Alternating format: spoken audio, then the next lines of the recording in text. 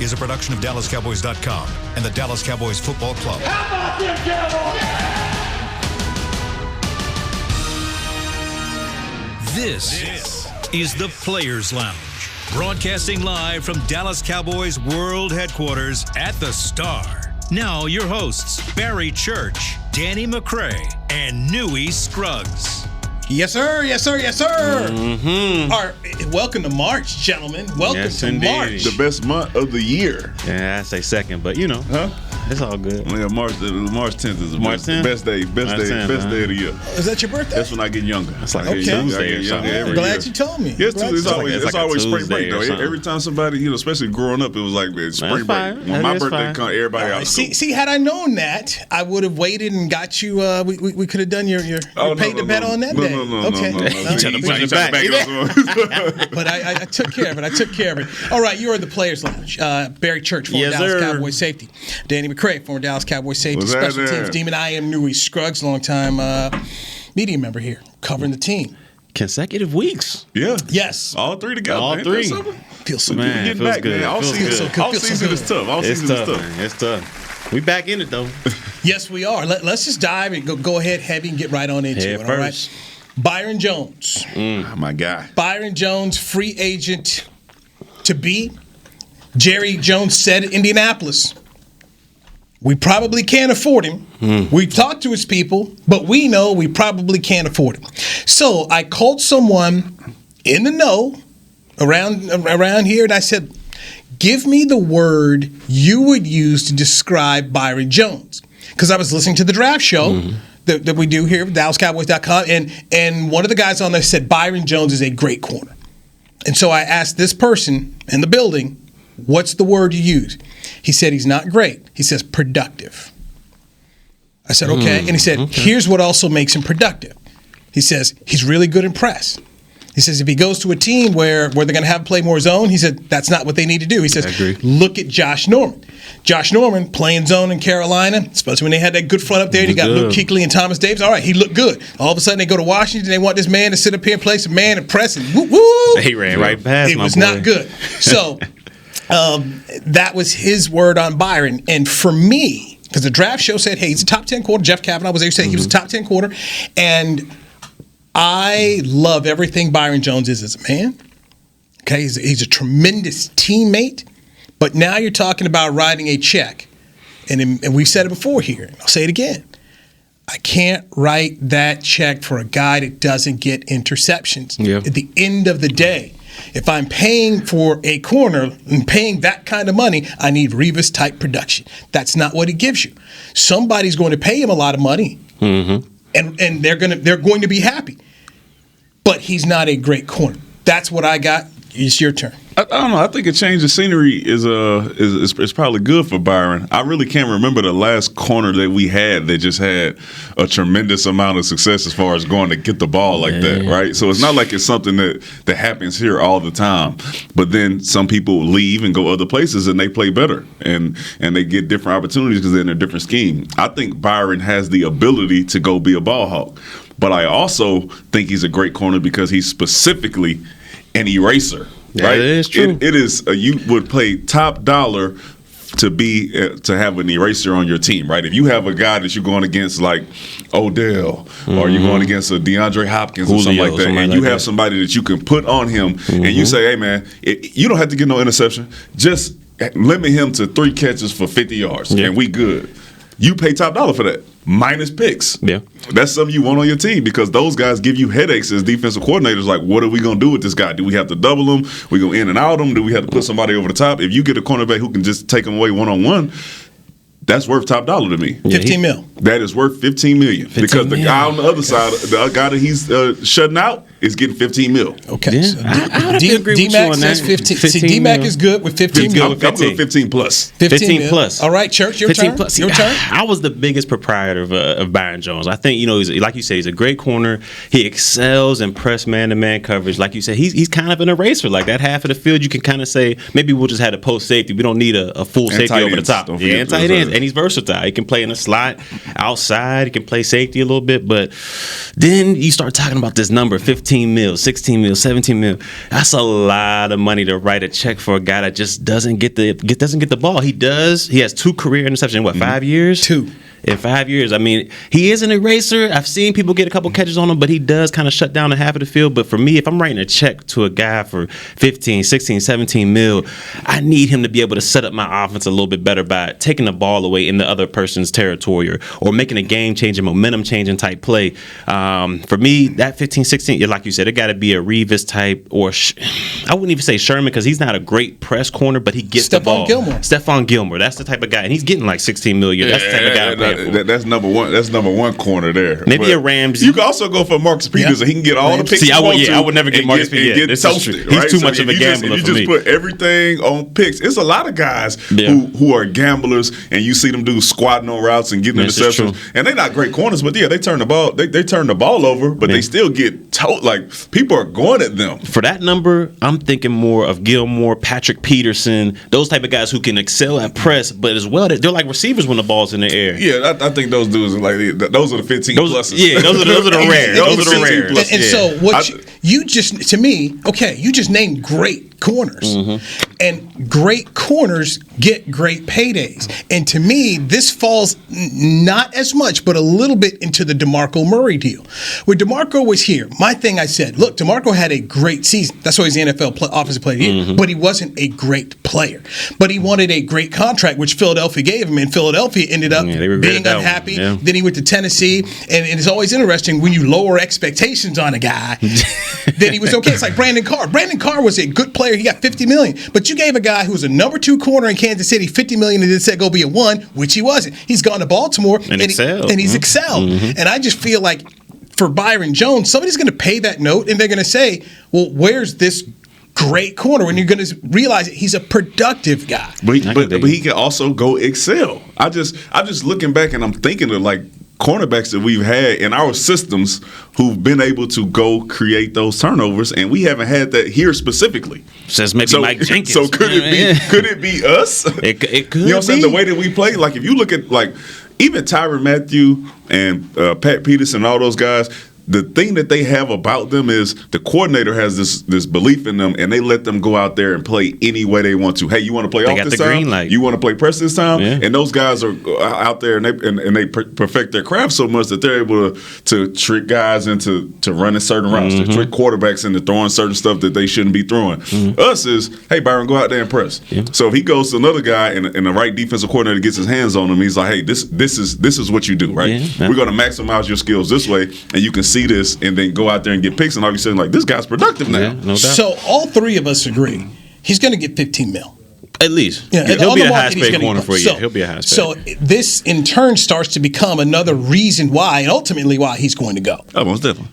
You have to pay Dak top dollar. You have to pay Amari Cooper top dollar. You got to pay Byron Jones. You really don't have, at least listening to the Cowboys, the ability to sign all three guys to these types of deals. Going on to, you've already paid your running back top dollar. You've paid your center top dollar. You've paid your guard top dollar. You've paid your defensive end, the richest contract in Cowboys history. Somewhere along the way, some dude's got to come in here on these TJ Maxx deals. They got to. Team-friendly. Don't forget about Ross contract. Don't forget about Quinn while we talk about the top three. Don't forget about Quinn. Well, we sat on a couple players' lounges back. Right? You know how I felt. I got to go ahead and take care of the guy up front. I got to take care of the guy up front to take care of the guy at the back. And this is also, for me, I feel like I can get someone at 17 in the draft at corner. And this is where I'm going to go to my coach, Mike Nolan. I need you to work some magic. You and Al Harris, I need you guys to work some magic, because this is going to be where you start to take this team. If you execute the contracts that you say you want to for Cooper and Prescott, you've got to start to figure out, how do we draft guys, especially your guys in the first 3 rounds? How do we draft these guys, develop these guys, and have these guys here for 4 and 5 years at a low cost? It's going to be tough. So, do you think we have the depth here? Yeah, I was going to say, so our top 2 corners right now, they're not serviceable. Right? So we got Awuzie and then we got AB. Oh, AB but he's a free agent. Yeah. But I'm saying that they could also choose to pay him like Is this just out of the question? We have to go get a corner if we lose Byron, and then we leave Awuzie on the other side. Yeah, because I think Jordan. I don't know if Jordan can consistently play on the outside. He's a slot. He's slot. And he's AB. But what do you do with AB? I don't think AB got it either. I think you got to let AB walk. I think. Well, his price tag may go down because of the injury. Yeah. So price tag may go down, and I look at drafting a corner from this standpoint. With Awuzie and Lewis becoming free agents after the season, you've got to start to rebuild it. Yeah. But then I had someone tell me, who's covered the team a long time, he said, well, after you let Byron Jones go, if you blow up your whole DBs back there, he says, are you losing anything? He said, what have they truly accomplished and done? That's true. You know, he said, this ain't the Legion. They ain't the Legion of Boom. This ain't Thurman's Thieves back here. That is true. So from that stage, and you think about how Belichick, and I know we're always talking about the outlier, but Belichick, a Pete Carroll, guys who've gone out, who have specialties and secondaries and decided to, hey, let's go change some pieces and add some things here and there. But at some point in time, that's what you have to do as a team. Mm-hmm. You're going to have some warts. You're going to have, how do we fill it in here? How do we go find some value guys? How do we find guys that fit? And that'll be the interesting thing about Mike Nolan and what Mike Nolan and Will McClay and how they get into a room and figure out how do we go about finding guys who fit exactly what it is we do. Tell me, do you think Mike Nolan is pushing it all for Byron Jones to be here? No. Not at all. And this is great. You say this, and I don't have the exact quote, but it was somewhere along the lines of, "Hey, I fear the guy who can, or give me the guy who can take it back six." Yeah, he's not afraid of something. Yeah. He's not afraid to throw it at somebody who can bat the ball down or something like that. Yeah. Yes. Don't bring Peters back in. I'm just telling y'all, man. There's gonna be some upset people in here. Yeah, they gotta figure what's the dude from New York? They used to squat on everything. You talking about Jack Rabbit? Jack Rabbit. Yeah. He's selling. What happened? Go out. Listen. Go out there and just focus on interceptions if you want to. You be giving up a lot of yard balls. That is true. I specifically see Michael Thomas running down the field on Marcus Peters in 2018. Oh yeah. I still remember Dez running by Jack Rabbit on there. Come on, man. So I think that Byron Jones is going to find a great contract, but he's a productive player. And this is something that happens a lot of times in the NFL, where free agents, because teams are desperate, they're going to pay a high note because that's what they've got to do to get a guy. I mean, and you go ahead and you do. Or you've got teams that know, all right, we're not great. So in order for us to get you, we got to write you a great check. So you say, Mama, look at these numbers. The guy too. But they're not any good. Mama, look at these numbers. You'll get out of bed for those numbers. And your agent says, I know they're not any good, but look at these numbers. Right? Look at these numbers. And that's what you're going to have to do. But along the way, if the Cowboys are going to execute these deals that they want to, they're going to have to find guys that they pay a little bit less money to develop. And you go from there. You cannot sign everyone. That's that thing. In a way, Byron was done in by not being but if let's say he was a free agent last year, probably gets a deal done. It's all about timing. Yeah, bingo. It's all about timing. The whole timing. I mean, you're standing in line right here, and it's tough because Amari Cooper, in my opinion, this is where we'll differ. I believe Cooper is more valuable than Jones. If you are going to go out here and give Dak Prescott a big-time contract, which the owner says he's going to do, you must bring and you must keep the number one receiver. Mike McCarthy, your new head coach, has come here and he's already said, I want Cooper and I want Cobb back. Cobb played for him in Green Bay. Yeah, for sure. So if the head coach is new and he's coming in here telling you this is what he wants to do and he wants the quarterback and he thinks the quarterback has Super Bowl, you got to bring Cooper back. You've put yourself in this position that you now have to write the check. Just don't take Cooper on the road with you. Now let's That's it. Leave him at the house. Leave him at the house. You good. You good. Let's hear from the that's what you talking about paying top knots. But all right, I guess. Let's hear from the 4-time Pro Bowler on 105.3 The Fan.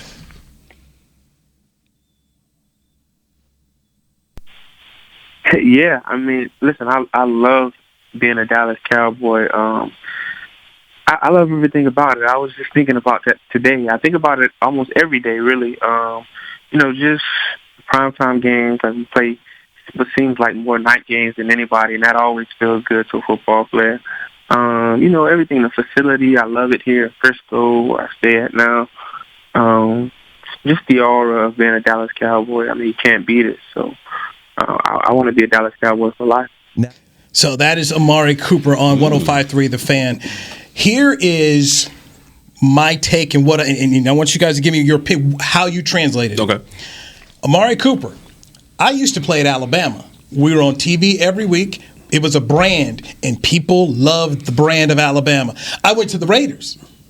I got vanished. It was a really bad facility I played in, and the organization was kind of I come back here to Dallas. Now I'm on TV every week. I might be able to line up some endorsements. I mean, especially when I see Jalen Smith is getting some stuff. I can get some of that too. I'm going to get me a little taste. I want to be where the brand is. I want to be with the Cowboys. And the quarterback and I, we get along, and the quarterback is going to be here. I want to be next to that guy. That's how I took that comment. All right, Barry Church, you go first. How'd you take it? I agree with you 100% on that. I mean, I feel like, in Alabama, he was a part of a brand. He was a part of this, big time. We're Saturday nights or we're Saturday evenings, whatever.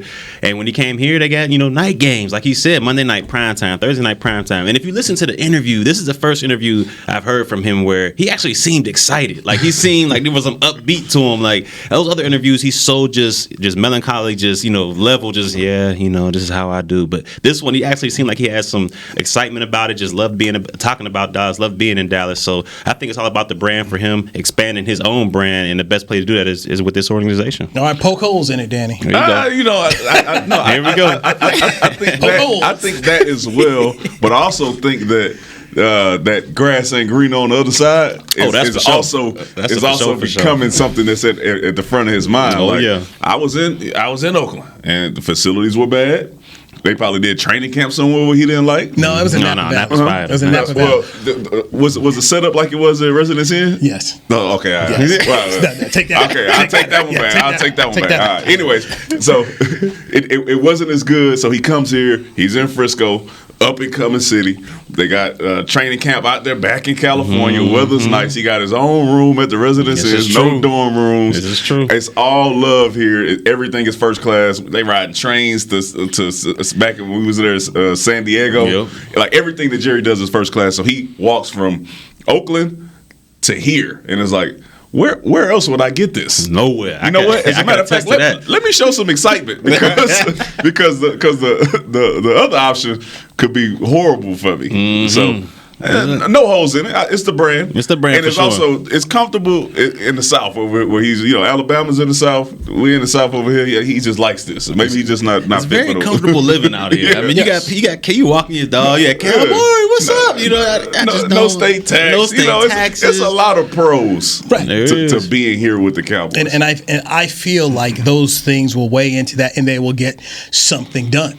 It's just a matter of how they do it. You also, and this is where Tech Schramm and the Cowboys were so smart. By being in the NFC East, you get New York, #1 TV market out there. You're in Washington. You're out there on the East Coast, nation's capital, Philadelphia. Top six TV market. I mean, right out there. I mean, and you play in the Eastern time zone, so people see your games. When you were at the Raiders, you're playing the late games there, and so you contrast those markets versus when you were with the Raiders playing the Chargers, playing Kansas City, playing Denver. I mean, you're just not going to get the kind of juice. And as you talked about with the Cowboys, NBC's maximum a team can be on Sunday Night Football is 3. Cowboys get 3 games every year. 3. And usually they're on the first 2 weeks of the season.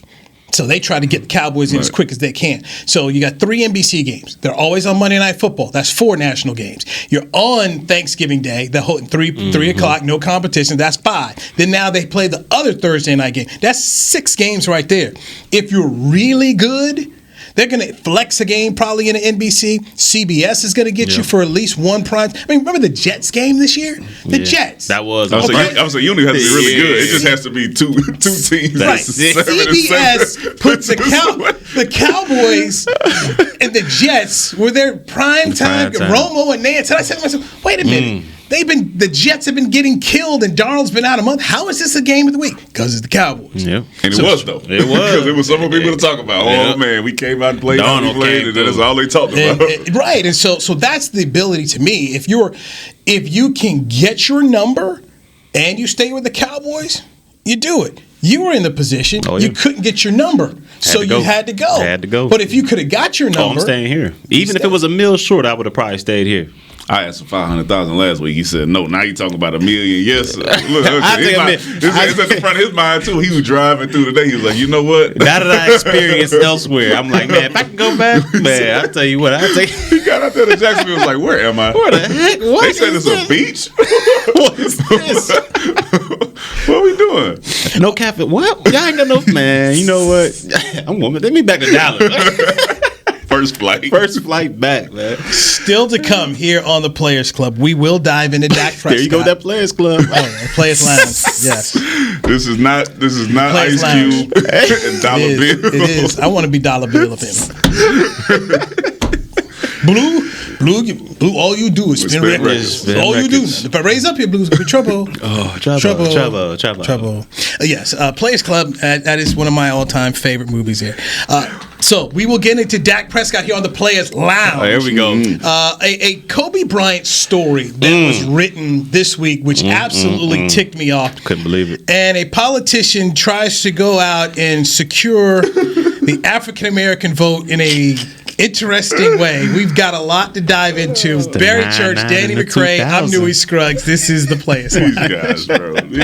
I'm Jay Novacek, former tight end for the Dallas Cowboys. Back in the day, I was the guy who always got the tough yards, and that's why I run with John Deere today. In fact, I have a John Deere 3025E tractor that can handle any yard work I need to do, even the tough yards way out back. So if you have 1 acre or 1,000, John Deere has the equipment that's just right for you. Visit a John Deere dealer today and run with us. We are the official tractor provider of your Dallas Cowboys. Essilor is a proud sponsor of the Dallas Cowboys, helping fans see more and do more with our best vision solutions. Our lens technologies reveal a world more beautiful than you can imagine. For a limited time, get the Essilor Next Gen offer. When you buy the latest generation of Transitions lenses with select Essilor lenses, you can choose a second pair of clear lenses for free with qualifying frame purchases. Restrictions apply. Find a participating eye care professional by visiting EssilorUSA.com. Essilor. See more, do more. Want to use what the pros use? How about the official men's skincare brand of the Dallas Cowboys, Jack Black? Right now, you can get the Jack Black Starter, a curated collection of Cowboys locker room favorites for just $10 with free shipping. The starter includes 4 Jack Black skincare favorites, plus a full-sized intense therapy lip balm. Go to getjackblack.com/Cowboys and use the code word TEAMJB. That's getjackblack.com/Cowboys. The Jack Black Starter, $10, free shipping. Your new apartment's big. Such a great deal. It's okay. Just okay? What's not to? Right above the subway! Well, I bet you don't even notice it after the... That's my neighbor, Angus! A deal that's just okay is not okay. Get a great deal with America's Best Network. Come into an AT&T store to find out how to get one of our popular smartphones for $0 down, based on GWS One score September 2019. Back to the Players Lounge. Players Lounge. Yes, sir. Newy Scruggs, Barry Church, Danny McCray. We do it every Friday, 11 p.m. Central Time from the Star. Tony Romo, $17 million. Hello. To broadcast. He got to be doing more. Secure one game a week for CBS. I refuse to believe he's just doing football. He got to do golf. He probably going to do it. Yeah, he's going to do a lot more. 17? Look. For the season? 17? He making $1 million a game. To call a game. Color commentary. He drops back to pass. That's $1 million. Let me get that. What? Hey, man. Congratulations to the undrafted free agent from Eastern Illinois. Talk about timing. That's $280 million, huh? Because he got $100 million. Yeah. He was the highest paid NFL for a minute. Yeah. We talking about timing? Jesus Christ. I mean, I remember when I was talking with somebody close to Tony, they were talking $10 million. That's what I heard, and I was still like, blew past what? They meant to say Stephen A. Because Stephen A. closed it. They thought they was hearing the wrong one. That Stephen A. got 10. And then Romo, that ain't Tommy said +7. +7. You want these services? And look, it's all about whatever your folks can get you. CAA is good at what they do. That is true. They also represent some guy named Dak Prescott. CAA gets people paid. Yeah, they do. And the other thing that works for them too is people also want to go over there. I mean, this is the end of the day. Oh, hey, yeah, we're with CAA. We just got Tony Romo 17. Would you like to join us? Oh, yeah, yes, I would. I would love to. Yes, I would love to. 17. 17. Man, let me get a third of that. Yes, so good for Tony Romo. And when you talk about what else is he going to do, I don't really know if they're going to have him do any golf because Tony enjoys playing it. Yeah, that's true. Tony right now is still trying to actually be a competitive golfer himself. So I don't really see Tony out here doing these golf events. $1 million a game, huh? I mean, plus playoffs. Get your money, man. Get your money. Which tells you, money. I always like to say to people, so if they're going to pay him $17 million a game, how much money are they making off the NFL? It's got to be nuts. How much is CBS pulling in? It's like owners don't go broke paying people. CBS is not going to go broke paying Tony Romo. So how on top much of what money they're are they already paying the owners. I bet you ain't ask him to take a hometown discount. I'm telling you. Has he ever? Goodness. Did he ever take a hometown? No, That's he never took it. Hey, look, CAA is doing a great job for Antonio Ramiro Romo. So good for you, Candace and the boys. It's set for life. They're living good. Set for life. All right. TheUndefeated.com came out with an article, and the headline says, "Not to be forgotten, Kobe Bryant was a black man." Who even? No, I'll let you finish. Good. I dived into this, and this is a whole big column about questioning Kobe Bryant's blackness and authenticity of being black. And it absolutely drove me crazy. And a part of this says, because Bryant's blackness has been a source of contention and debate ever since he was a high school phenom in Philadelphia, Bryant's father, Joe, told the New York Times in 1996 that his son was, quote, not a stereotypical black kid from an urban setting, end quote. Bryant, his father, added that he had both parents, 2 older sisters in college, good grades at a good suburban school, and had a kind of sophistication about him. Now, look, I'm going to tell you this right now. I was around Kobe Bryant for 4 years, from his rookie year till they won their first championship. At no point in time did I ever question Kobe's blackness or felt like Kobe didn't know he was black. Kobe Bryant came into the league talking like and had a bald head and wanted to be Michael Jordan, and he had that type of work ethic. And when I read this and I go into this where they talk about, well, there's Allen Iverson, he had the tattoos, he had the cornrows, and people in Philadelphia are related more to him, even though Kobe was from Philadelphia, and Philadelphia didn't exactly embrace him, that somehow Kobe Bryant wasn't black enough, which bothers the absolute living daylights out of me, because I just think it is so wrong that unless somehow you fit into a cultural stereotype of what you think someone black should be, that somebody if you're NBA and you're black, that you must somehow have not had a father around, that you grew up in the project somewhere, and somehow you avoided 10 rounds of gunfire to go to school every day, but then they said, oh, look, it's him, let him to the blacktop, everybody put your guns down, gangs leave him alone, that's our shining guy, he's going to be the next doctor. Just people stop this. Not even just about sports, it's just the fact that the generalization comes in that it's just one way for a black person to be. Yes. It's just one? Just one. That's all we can do. So you have to be from the ghetto. You have to have a single parent, like a single parent home. All this has to be true for you to really be black and be able to embrace it. Everybody don't grow up like that. It don't make no sense. He's not even a typical athlete. I mean, this is a guy who can speak 3 to 4 different languages. I mean, this guy is an all-star in the NBA, had a great career, and then his post-career, his second career was becoming even better than his first career. He's just not a typical person. There's plenty of educated black men that have not come from the hood, and they came from parents that were wealthy. Exactly. And they still can understand that they are black and where they came from. That has nothing to do with how black Kobe Bryant is. Let me read more of this from The Undefeated. For some, Bryant wasn't black enough. He didn't marry a black woman. His afro was too nappy. He, like Michael Jordan, didn't speak out on social issues. He was a sellout. Bryant's class status separated him from other black superstars early in his career. Some NBA players said they couldn't relate to Bryant because of his upbringing as both a suburban kid and the son of an NBA player, according to a 2012 Washington Post story. Philadelphians accepted Allen Iverson as their own over Kobe Bryant, despite Iverson growing up 300 miles away in Hampton, Virginia. Kobe Bryant never outwardly acknowledged the questions about his blackness, but it was clear he was aware of his reputation. Wow, because he thought it was dumb and he didn't need to defend it. Yeah, Now, let me also throw this out here, okay? black players haven't exactly done a good job of brushing and tearing down some of these stereotypes. If you watch that Fab Five documentary that Jalen Rose helped produce, Jalen Rose talked in there that they thought about the black guys at Duke as the Theo like Grand Huxtable Hills, types. yeah, like the Grand Hill and type. Yeah. When I was doing my radio show at NBC Sports Radio, I had a good conversation with Jason Williams about it. Jason got fired up because it was this premise that somehow Jason wasn't black enough, and the other guy, they heard it too, and they didn't like it. And my thing was, which frustrated me, and I love Jalen as a person, good dude, but are we going to penalize Grant because his parents went to college and they lived and together? They gave him every advantage they could versus Jalen's dad, who was an NBA player, Jimmy Walker. Okay, his dad wasn't. Dad wasn't in his life. Dad basically didn't claim him.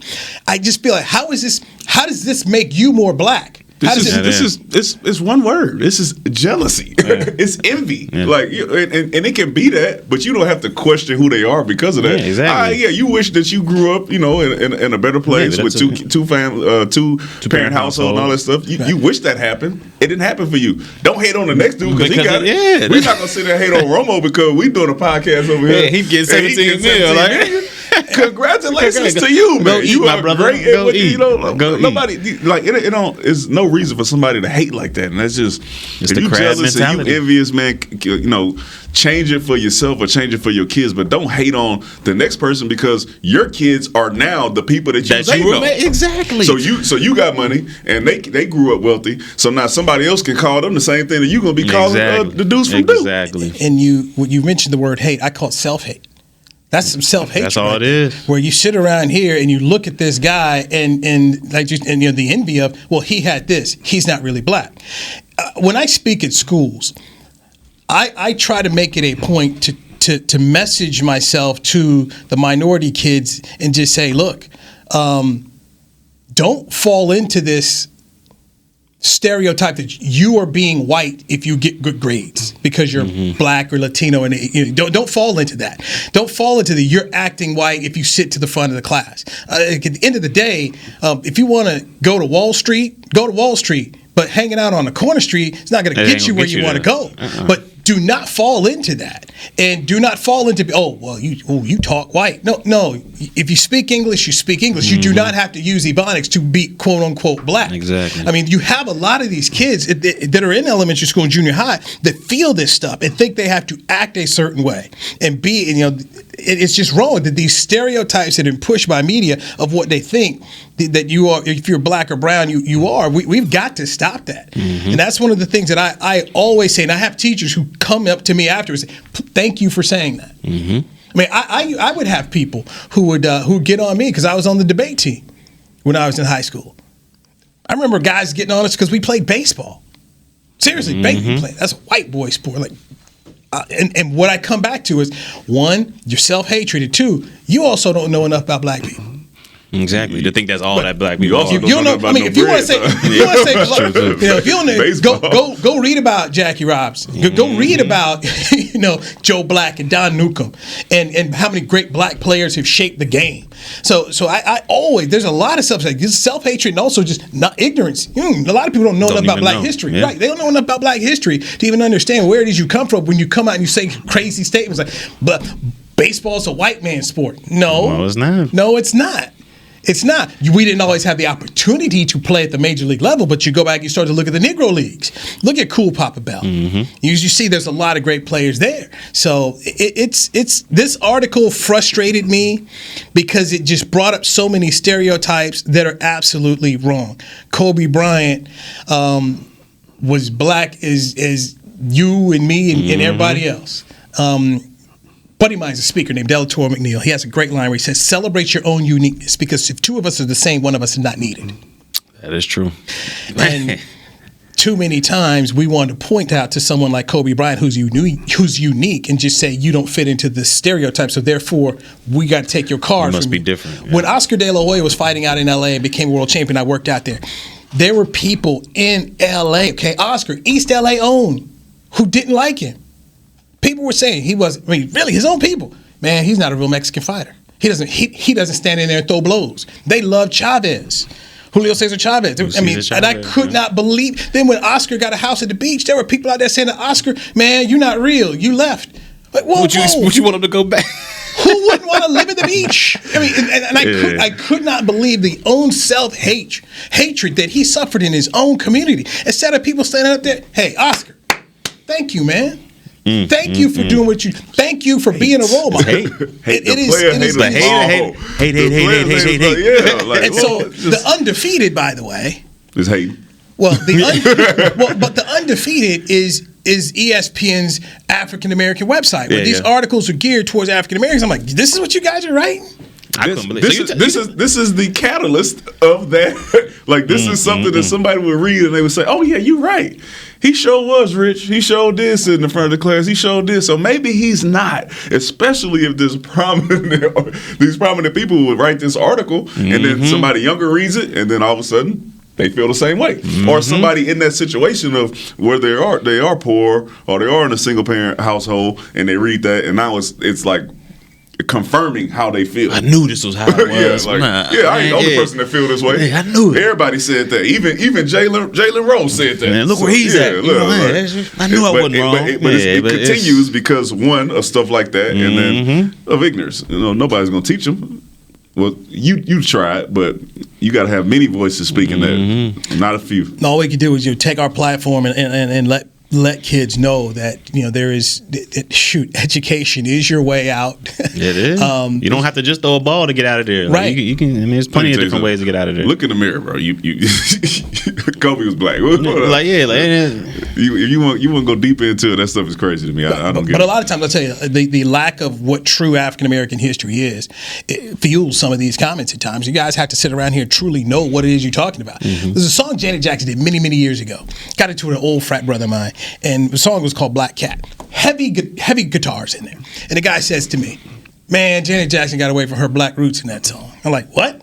"Yeah, man, it's rock and roll." I was like, "Do you know he don't even know history. Do you know who Robert Johnson is? Do you know jazz started rock and roll? Right? Like, do you know about black folks and rock and roll? Like, wow, wow, that's ignorance. But this is the prevalent things at times where we had to check people on. I was like, "Man, stop this. What are you talking about? Stop this."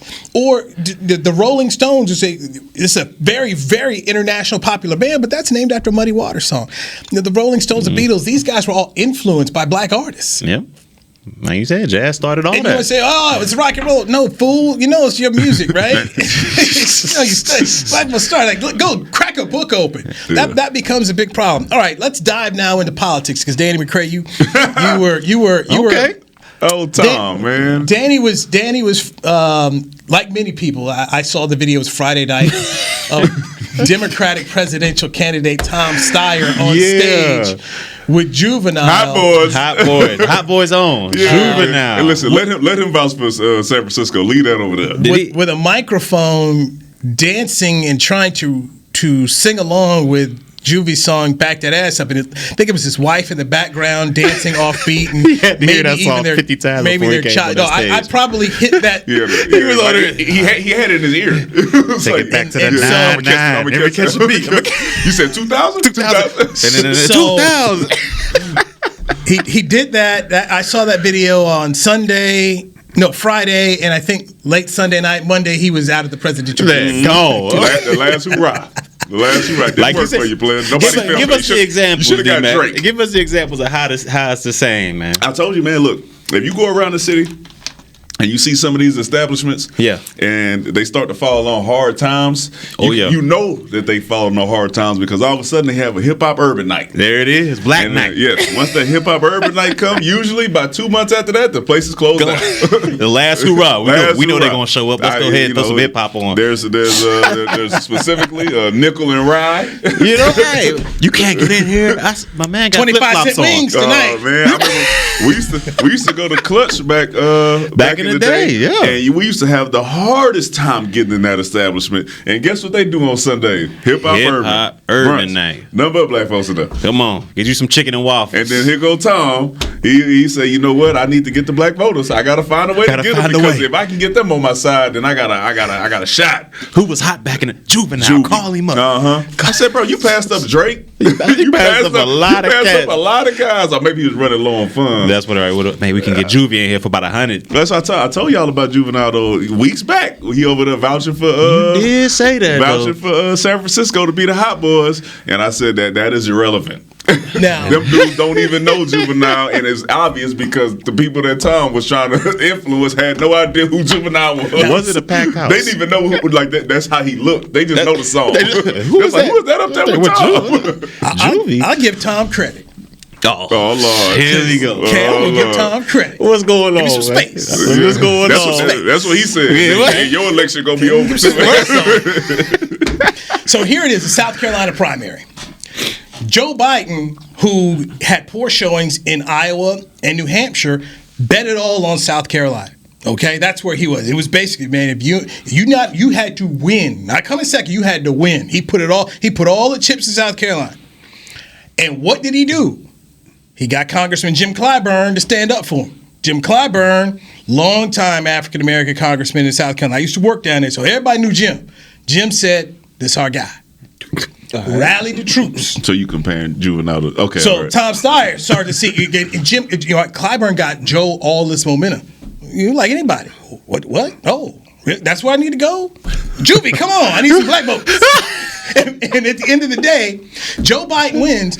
And how did Joe Biden win in South Carolina? Black votes. Black votes. So Tom Steyer had his people, because he didn't come up with this. He didn't know who it was. Mm-hmm. His people had the right idea. They just came way too late. You came way too late, and then you didn't get the kingmaker, Jim Clyburn, to help you out. There's two losers in this, all right? Because I'm going to tell you something. Juvenile lost. He got paid, but he definitely lost. One, it didn't work. He has no more pull. Hey, ain't nobody else calling Juvenile for to try to get some black people to come vote for him. That is over. It's a wrap. That's a one-time deal. It ain't happening no more. So he got his bag that one time. It won't happen again. So his election is over as well. We would not hear another CD from Juvie. He ain't gonna put no more tracks out. He don't need to be vouching for. He ain't need to be vouching for no more players. He can go back, move out there from New Orleans, San Francisco, and lead the Hot Boys right here with us. I think because it's the way elections work, and because it's Tom Steyer, a dude most people didn't know about.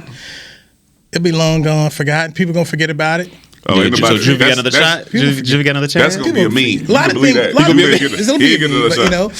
They realized they probably didn't get nothing on social except it was funny. You forgot about that time Hammer was doing the Kentucky Fried Chicken commercial on the dancing in the streets for chicken. First of all, the other thing hold on.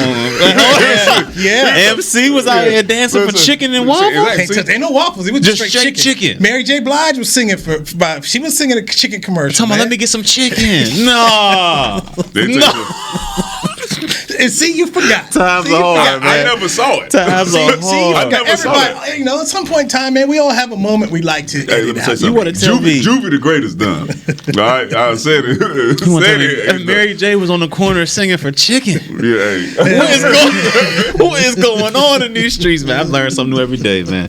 It's crazy. Hey, like Romo, baby, you write that check, I'm gonna come. That's true too. That's true. Newy gonna like this. Listen, if he really wanted to get the people on his side, he would have went out there and got Weebay and Avon. Look, at the end of the day, he would have got the people to get out there and come help him out. Now, the sad thing is, he's a billionaire, so he could have got whoever he wanted. This is true. He could have wrote a check. Yeah, he was misinformed. He was misinformed. Somebody told him the wrong name. Somebody was like, "Juvie got it," which is also why he's no longer in the race. This is true. He looks at left. He asked the last person. He's like, "Wait, what's the last song on your playlist?" Let me get this. Should have got Mystical. Back that ass up. That's what's on there. Juvie the only one who agreed to that. They probably called 30 people. They was like, "Nah, bro, we good." Juvie, I got you, bro. I got you. The people follow me. Juvie said, "You the lick." I came up on him. Let's take our last break here. Let's dive into the Dallas Cowboys quarterback and the latest trade rumor involving Rain Dakota Prescott on the Players Lounge. Since 1865, Stetson hats are American-made with pride right here in Texas. And Stetson is proud to be on the field with America's team. Want to show your Texas and team pride too? You can. By purchasing your own Stetson, you can look just like how the flag guys do on field at every home game. Stetson hats, the official crown of all self-respecting Cowboys and your favorite football team. Get yours today in the Stadium Pro Shop or at Stetson.com. Your new apartment's big. Such a great deal. It's okay. Just okay? What's not to... right above the subway. Well, I bet you don't even notice it after the... That's my neighbor, Angus. A deal that's just okay is not okay.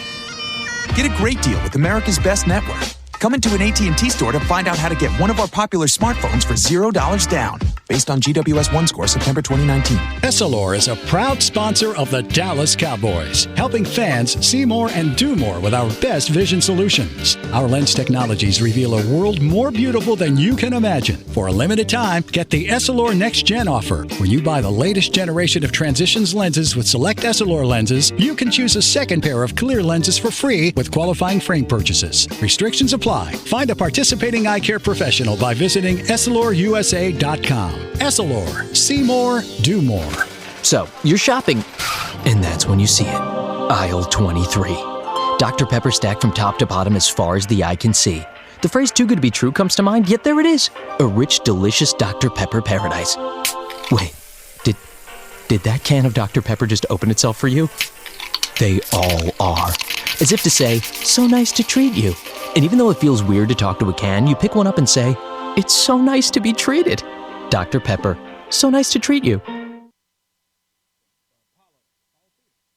Back to the Players Lounge. Camps. Danny McCray, Barry Church, Newy Scruggs. We are Players Lounge every Friday, 11 a.m. Central Time Zone. All right, D-Mac, tell them where they can find you on social media. At Danny DMac44 on Twitter, at Danny_McCray40 on Instagram. There it is. Barry Church 42, Instagram and Twitter. Newy Scruggs, find me on Twitter at Newy Scruggs. It's NEWYSCRUGGS. And on Facebook, it's Newy Scruggs Sports, NEWYSCRUGGS. Shout out to my boys at UNC Pembroke, won the Peach Belt Conference. Okay. Congratulations. Okay, Regular Pembroke. season now in the Peach Belt tournament. Looking forward to the Division II, making the playoffs there. Division II tournament. You know, see exactly where it is we go. So we got two winners in the building. Church, you won some lately, or I'll be back. I'll be back. Huh? I'll be back. The Mac. The Mac. Right. Toledo actually doing decent in basketball. Pembroke wrestling team won the conference. Pembroke Swept the regionals they were in. So yeah, man, we got a good wrestling program, man. That's one of those sports that never, ever, ever I looked at and said, I want to do that. You right about that one. No. We had a wrestling team. I don't even think I ever went to a wrestling match. Yeah. Ray Lewis was a great wrestler. He was a great wrestler. So it's one of those sports that, and while the coach tried to get me there, if you're an offensive lineman or a linebacker with a wrestling background, it helps you out because you learn about leverage and everything there. So Sean McDermott, the head coach of the Buffalo Bills, he was a big wrestler. But it's a it helps. It helps. It's just something I just had no desires to do. Dak Prescott, waiting on a new contract. Okay, we're still waiting on the CBA. The players are looking over 400-some pages of it to see if they ratify it. How many players do you think really go look over that? Or they just go like, You can count out the first and second year players now. For sure. You can count them out. Sure. And then third, you might get a few of them. Fourth, fifth, sixth, people on their way out. Yeah. So did they just call the agent and say, tell me what it says? How does that work? Pretty much. They didn't have it in a meeting. Yeah. They had a meeting, and then the rep will kind of break down the bigger parts, and you just really have to trust your rep to relay the correct message in the stuff that you really cliff notes. That is really important to everybody, not just the people at the top of the roster. You got to have that trust in him. So Dak Prescott and the Cowboys are still negotiating, but not. They have yet to reach a deal, and the Cowboys have basically said, "We'll franchise Dak, but he's going to be slap him with the tag." So I'm coming into the Star today, and someone who's working here says, "Hey, did you hear the ESPN story?" And I said, "Nah, what is it?" He said, "Well, trade Dak to Miami, get a pick, and get Tua." And I said, well, that's one reason why I don't really pay that much attention to what ESPN, because I said, and I said, here's where I get frustrated by stuff like that. The owner just spent 90 minutes with the media last week in Indianapolis telling you he wanted Dak Prescott. Then he threw out the whole, I think of Dak Prescott as a son. What more do you have to hear from the owner that he wants the player? We can all have these thoughts about what we think and what we want, but the man who signs the check says he wants it. Tell me the last guy who walked out of here that the owner wanted. Yeah, that's true. Didn't happen. It doesn't happen. It doesn't happen. It doesn't happen. So Also, when I hear this, well, we're going to trade Dak and send him to Miami and take the pick and somehow get Tua. All right. I'm off this Tua boat. You are? Yeah. Yes, there's a couple reasons. The owner's 77. He's not trying to start over with a guy who just ended his last two college careers injured, and you don't know if he can sit up here and execute the offense that Mike McCarthy wants. Mm-hmm. Mike McCarthy's a guy who spoke about how he liked Dak Prescott when he was out there, shopping his wares. So here's the quarterback he wants. Yeah. Why do people throw this stuff out here, and why are people slopping it up without thinking? Think. Now, here's the other thing. You really think Dak Prescott, who grew up a Dallas Cowboys fan, who's making all this money in endorsements, wants to go to Miami? Do you think the people at Oikos and 7-Eleven and Tostitos want him with the Miami Dolphins? Come on. Your brand is damaged when you go there. This is true. Sorry, Dolphins, not beating you up, but you haven't been a winning organization. You're not on TV as much as the Cowboys. I'm telling you, man, the brands don't want you there. When it comes to the NBA, don't think these shoe companies aren't involved when they're talking with these players. They're talking about going to these different markets. That's true. You think Anthony Davis's folks aren't happy that he's now in Los Angeles versus being in New Orleans? That was huge for him.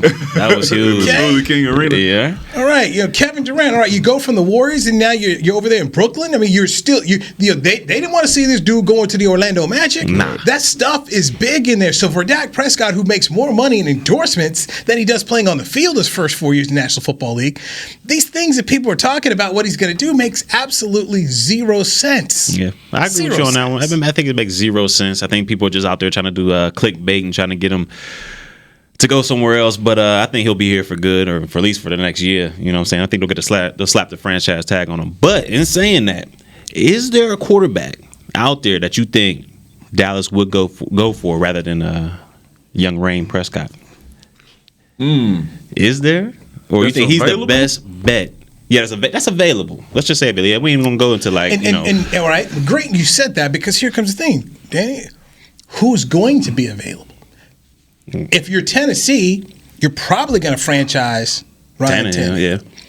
Yeah. Does Mike McCarthy want to work with a 43-year-old Tom Brady? Does a 43-year-old Tom Brady want to come down and play with the Cowboys? Doesn't entice me. Do you want Philip Rivers? King? Hell no. The interception king? Of the ones available that might be available, yes, TB12. I'll take 43 TB12 over Philip Rivers. What about J-Bo? Over Jameis Winston. I want no 30 over 30. Teddy, You want the 30 over Teddy B. I would take TB12 because I think he would have the most around him at this point. For too quick, yeah. He would have Coop. He would have Cobb. Solid he would have O-line. Gallup. He would have Zeke. He would have solid O-line, and they just got to work on the defense. These are all things that he is wanting. But it ain't happening. Dak's here for good. Now, will he show up and practice with that tag? No. Ain't no way I'd show up. Ain't no way. He probably won't practice with that tag, but I think they'll get the deal done. So explain to people when you talk about not practicing with the tag. Yeah, those are voluntary workouts where you come in and you don't really have to be there, but the coaches really encourage you to come to captain's workouts. He won't show up for those OTAs, those on the field workouts. He won't be there for those. I don't even think he'll do mandatory. Yeah. I think he ain't gonna do that. It don't cost. They can't find him enough. They can't find him enough to come in there. And when you talk about a new head coach wanting to put in his system. Leverage. Exactly. Yeah. Leverage. You got all the leverage in the world. What, you going to put Cooper Rush back there and let him learn this? Cooper Rush. I don't know. I think Cooper Rush can carry us through the season, bro. He might be able to make it. This is where fans don't realize the whole leverage that Dak Prescott has here. Yeah. And I consistently hear this other thing on Twitter of, he hasn't won a Super Bowl, so why should he get more than Russell Wilson? Why should he get more than Aaron Rodgers? I laugh at that because all quarterbacks do is reset the market. That's it. Jimmy Garoppolo off 7 starts became the highest paid quarterback in the NFL, and then someone jumped in. All about timing. And leverage. Timing and leverage. Jimmy had the leverage of I'm telling you, fans in San Francisco not only weren't going, they were suing their fans because they reneged on paying the PSL money. Mm-hmm. Jimmy brought them hope, so they paid the franchise cost. Dak knows the owner's 77 years old, and what do we see? The Cowboys tell us, you know what? We're not resetting the market in running backs. We're not doing it. We're not doing resetting the market. Zeke has some leverage. Here you go, Dak D-Law. leverage is way. Zeke had another year left. Zeke had another year left. And reset the market. So if you see that happening, and that's with the running back, you're the quarterback, and the owner said you're a son.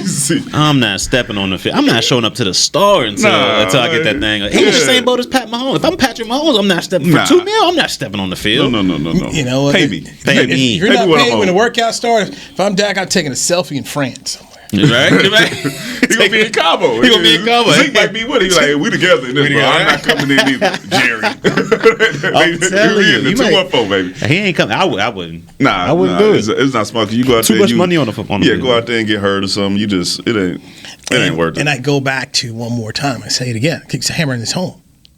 The owner's 77 years old. He wants to win now. Right now. He wants to win now, and he's going to write the check, and they're going to get it done. So what do you think the holdup is? You just think it's years time, or you think it's cool? They got to figure a way to get both of them, and then you got the CBA looming as well. That's I think true. It's a few. In my opinion, go back to at least for me, in 20 years of covering the team, and Stephen Jones has said this before. Deadlines make deals. They get a lot of stuff done at the deadline. That's true. That's when time they got left. When did the Zeke deal get done? We couldn't close. Okay, we can close. They get deals done. So they got a few months for Dak right after they tag him. It's June. Is it? I think it goes all the way to camp, right? Yeah, it goes to camp. Yeah, he got. They tag him. They got some. Yeah, the deadline is on. It'll get into the summer, but still. And that's when you start working into how am I going to learn? And I go into that whole thing. It won't get that far with him because you need him to implement the offense. You got to have him by OTAs. What's crazy is the CBA needs to get passed. This is true. we over here talking like that is not going on right now. It's a gift from the curse. If it doesn't get signed, the Cowboys are in a better position because then they can throw out 2 tags. You can tag Cooper and you can tag Dak. The CBA gets signed, you take one away. So you have 2 dudes sitting out talking about I ain't playing. But I think something will get done because it's in their best interest and they're going to help the coach. He's not going. You can't sit up here and bring in this new coaching staff and write this check and then hamper yourself on your own account. Okay? Yeah, can't do it. You have the ability to write the checks. That's what they have to do. And that's where you don't have enough room for Byron Jones. This is where you're going to have to try and find some money and actually some hit on some free agents. But this to me is the fun part of what's going on. That's why I don't buy into all these things about we're going to trade this person here, we won't trade that. No, these are the guys they want. Mm-hmm. And when the owner wants a guy, they're going to keep him. You're going to keep him. In the same way they tried to get Tank. Let's get you 18. Tank said price went up. Try to play 20. And what Tank get? 20. He earned it. He tagged twice. Yes. Yeah. He was so he got his 20. Zeke, we're not resetting the market. No, Zeke reset the market. Yeah. I expect Dak Prescott to have a big time contract, and I expect Amari Cooper to make probably a little bit less money than Julio Jones. Where's Julio at? 20? Somewhere. Because Michael Thomas the highest at like 20 something. Yeah. So I mean, so if you're an agent, you get him right underneath there. Then I think that's what we'll see. Yeah. They're just too important to what Mike McCarthy wants to do. That's true. And what this team needs. They need both guys. You need Cooper. You need Dak. I expect it to be done. If Cooper's gone, you can always bring Dez back. Bring the 8-8 back. 8-8. Throw up the eggs. Throw up the eggs, baby. Bring it back. Listen. Well, before we leave, hey man, if y'all need something to do over spring break, y'all come out. Spring break is next week. We got our DC R&B camp. We have a few high school clinics for DCC. Y'all can go sign up at www.dallascowboys.com/academy. Come see us, man. DCC is Dallas Cowboys. Yeah. So we need, I know y'all looking for stuff for the kids to do while they out for the weekend. Don't want to just be sitting in the house the whole time. Yeah, this is Sit true. them up here with us with the Cowboys. We'll take good care of them. This is true. By the way, the next time we make a bet, we're not going to his spot again. Okay. We went to the spot. He admitted the spot. I admitted that location was not good. The Papados? Yes, the Frankfurt location is good. Frankfurt. The Lombardi location is good. I don't know why the sauces are watery like that, bro. You must have told him to do that to my stuff. Yeah. They got a pasta size too hard. I don't like it, Come on, Papados. He ate it though. I seen it. He said the fondue was good and the scampi butter was good. It would have been better had they had the right consistency with the sauce. I'm just telling you. Honestly, man, I just said that to make you feel good. I really just said that to make you feel good. Here you go. There you go. Hey, that's what happens, man. I stopped and got a burger on the way. Oh, man, Let me get a burger. Don't come on the Players Lounge line like that, dude. We'll get you some alligator. You didn't notice there was an In-N-Out burger right over there. Right over there. My man went to seafood restaurant, had chicken tenders and fried shrimp. I was trying to get something. I figured, okay, this can't be bad, right? Because this is something that's easy to do. They messed up the chicken tenders? And they said it was a Cajun spicy chicken tender. He had it before. He knew it wasn't going to be good. He set himself up. That's toughness. That's tough break. What it is. It is what it is. All right, we will do this again. Are you here next week? Yeah, I'm here. I told you, I'm back. Next week? I'm back. Okay. Danny McCray, Barry Church. I'm Newy Scruggs. This has been the Players Lounge. This has been a production of DallasCowboys.com and the Dallas Cowboys Football Club. How about this, Cowboys?